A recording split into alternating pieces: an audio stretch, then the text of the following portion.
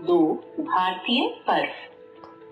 संक्षेपण प्रस्तुत पाठ में भारत के प्रमुख त्योहारों तथा उनसे जुड़ी लोक कथाओं का वर्णन किया गया है तथा भारत के धार्मिक एवं राष्ट्रीय त्योहारों के महत्व को जानने का अवसर प्रदान किया गया है। पाठ उद्देश्य धार्मिक तथा राष्ट्रीय पर्वों को रेखांकित करना, पर्वों से जुड़ी कथाओं का वर्णन करना, महापुरुषों के बारे में जानकारी देना। हमारा भारतवर्ष एक ऐसा विशाल देश है जिसमें अनेकता में एकता समाहित है। यहाँ विभिन्न धर्मों को मानने वाले लोग निवास करते हैं, जिनके अपने अपने अलग अलग पर्व हैं। सभी भारतवासी इन पर्वों को मिलजुल कर मनाते हैं। 15 अगस्त को हम स्वतंत्रता दिवस और 26 जनवरी को गणतंत्र दिवस के रूप में मनाते हैं। इन्हें सारे देश में हर्षोल्लास से मनाया जाता है। ये राष्ट्रीय पर्व कहलाते हैं जो हमारी एकता के प्रतीक हैं।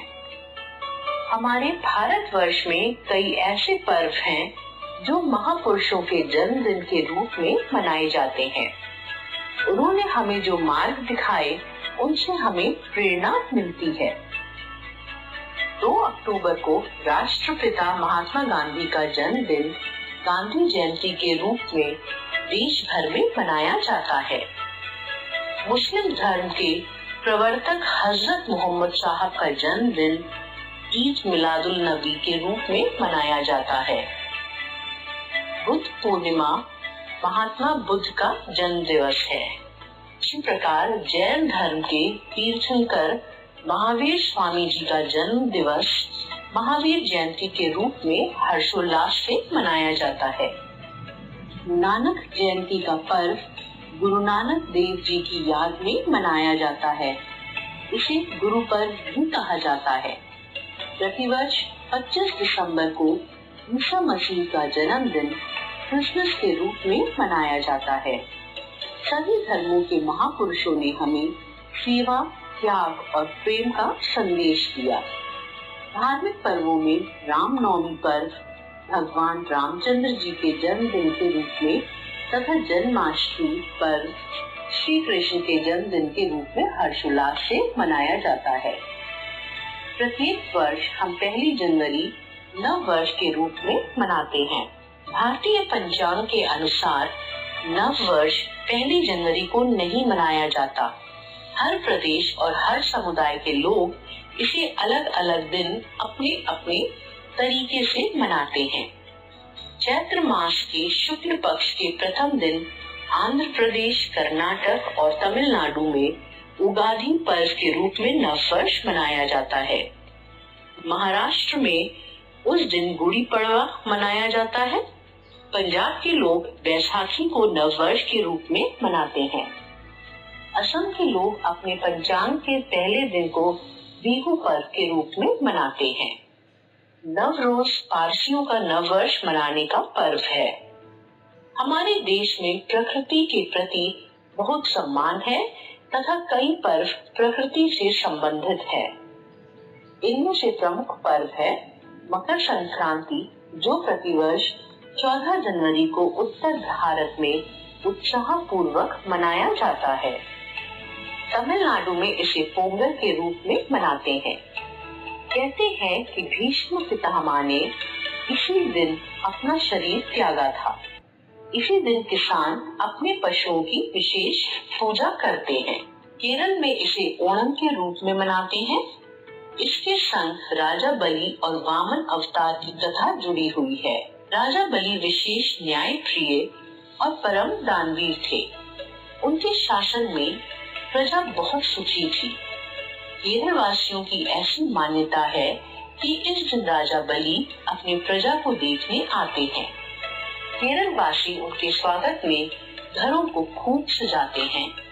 ओणम को फूलों का पर्व भी कहा जाता है। सर्पाकार नावों की दौड़ इस त्योहार की मुख्य विशेषता है। दशहरा भी भारत का एक प्रमुख धार्मिक त्योहार है। यह अश्विन मास में आता है। इसे विजयदशमी भी कहा जाता है। विजयदशमी से 9 दिन पूर्व घर घर में माता दुर्गा की पूजा की जाती है। उत्तर भारत में दुर्गा पूजा की शुरुआत के साथ ही जगह जगह रामलीला भी दिखाई जाती है। 10वें दिन दशहरा मनाया जाता है। इसी दिन अयोध्यापति श्री राम ने लंका के अत्याचारी राजा रावण का वध किया था। दशहरे के दिन रावण, कुंभकर्ण और मेघनाथ के पुतलों को जलाया जाता है। इन्हीं दिनों बंगाल में दुर्गा पूजा का त्योहार मनाते हैं। दीपावली दीपों का पर्व कहलाता है। यह कार्तिक मास की अमावस्या को मनाया जाता है। इसी दिन श्री राम रावण का वध करके अयोध्या लौटे थे। अयोध्या वासियों ने घी के दिए जलाकर उनका स्वागत किया था। यह पर्व अधर्म पर धर्म की विजय के रूप में मनाया जाता है। इस दिन बच्चों का उत्साह देखते ही बनता है। रात्रि के समय लक्ष्मी गणेश की विशेष पूजा की जाती है। इस्लाम धर्म के त्योहारों में ईद प्रमुख पर्व है। मुस्लिम लोग साल में मुख्यतः 2 ईद मनाते हैं। एक ईद को ईद उल फित्र अर्थात मीठी ईद, दूसरी ईद को ईद उल जुहा अर्थात बकरीद कहते हैं। फागुन का महीना आते ही बसंत पंचमी और होली की मस्ती का रंग चढ़ने लगता है। होली रंगों का त्योहार है। हमारे देश में ब्रज की होली बहुत प्रसिद्ध है। फागुन मास की पूर्णिमा की रात को होलिका दहन किया जाता है। अगले दिन रंग गुलाल से होली खेली जाती है। होली के अवसर पर लोग अपने मतभेद भूलकर प्रेम पूर्वक गले मिलते हैं और नाचते गाते हुए मस्ती करते हैं। होली के साथ भक्त प्रहलाद और राजा हिरण्यकश्यप की कथा जुड़ी हुई है। हिरण्यकश्यप प्रहलाद को मरवाना चाहता था, अतः उसने उसे अपनी बहन होलिका की गोद में बैठाकर अग्नि में भस्म करने की योजना बनाई। होलिका को आग में न जलने का वरदान प्राप्त था। भगवान के आशीर्वाद एवं कृपा दृष्टि से प्रहलाद तो बच गया, परंतु होलिका जलकर मर गई। भारत के पर्वों में लोक नृत्यों का भी प्रचलन है।